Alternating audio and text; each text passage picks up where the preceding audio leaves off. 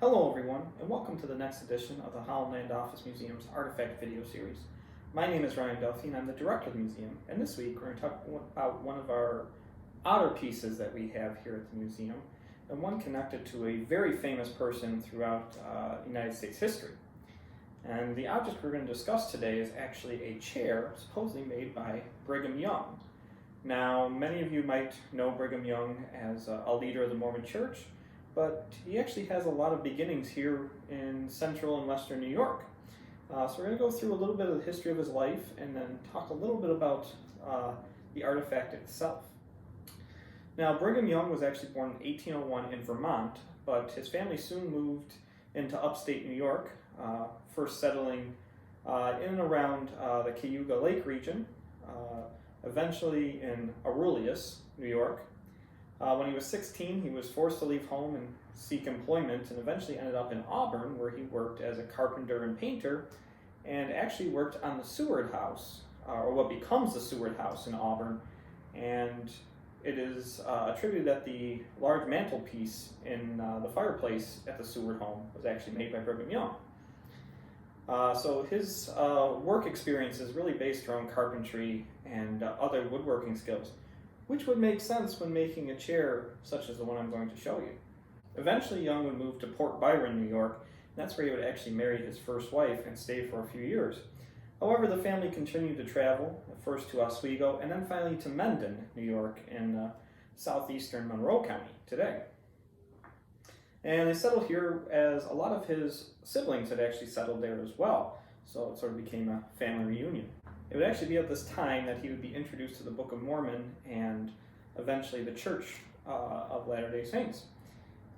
First introduced to the book in 1830, he actually becomes a part of the church in 1832 and takes to it wholeheartedly and actually becomes a preacher and missionary for the church. Now, his travels for the church would take him all over, including into lower Ontario, Canada, as well as through parts of New York, and especially around the area of Ontario, New York.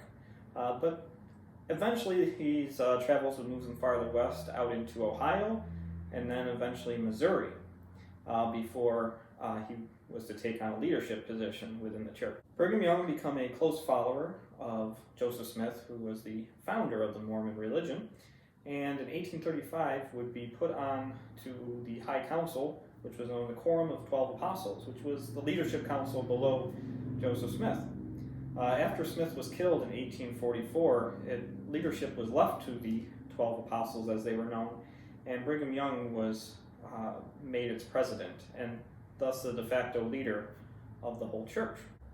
As the church received more and more pushback from other citizens and persecution in some cases, it was actually left to Young to find a new homeland for his followers, and this actually began in 1846 on a trek going out west and eventually settling in Salt Lake City, Utah around 1848.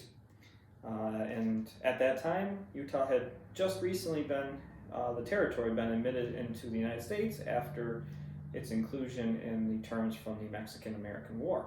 Young would be appointed the governor of the Utah Territory, as well as administer Native American affairs and other business by Millard Fillmore in 1851.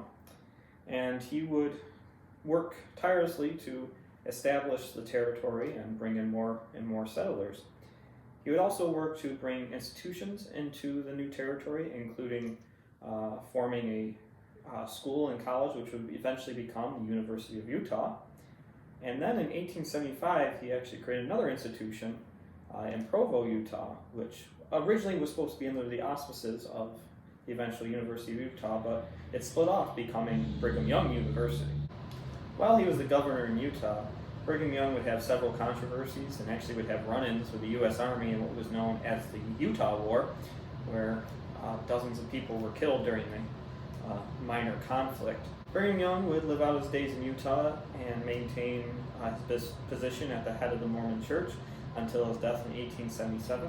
He would actually serve as president of the Church of the Latter-day Saints for much of that time, and through his work, he was actually able to build up the Utah Territory and create a rather growing and prosperous community there.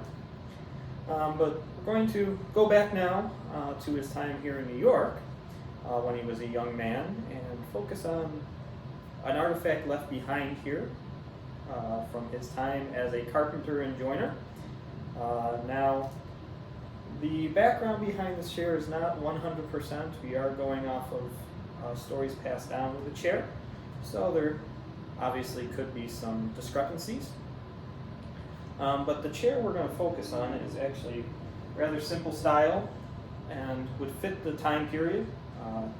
According to the information we have, the chair was built in 1830, which would be right around the time he was working those capacities, and would have been living in Mendon, so in Monroe County, which they also say the chair is from. But it has a simple weave seat, which also would fit his skills, as he was known to be a basket weaver as well as a carpenter. So it's very possible that this chair could have been made by Brigham Young himself, but it is definitely of the time period. So if nothing else, it is a very nice piece to show off furniture and artistic styles of the early 19th century. Well, I hope you enjoyed this edition of the Holland Land Office Museum's Artifact video series. In case you've missed any in the past, be sure to go check them out on our YouTube channel, Holland Land Office Museum. And you can go to the Artifact video series playlist and check them all out for yourself. And if you really like any of them, be sure to like them or subscribe to the channel, as it gets you notified ever earlier when we do release new videos, and it also helps out the channel a little bit. But as always, the best way to come and check out these artifacts is to stop by the museum yourself, and we'll be happy to share even more information with you about these particular artifacts.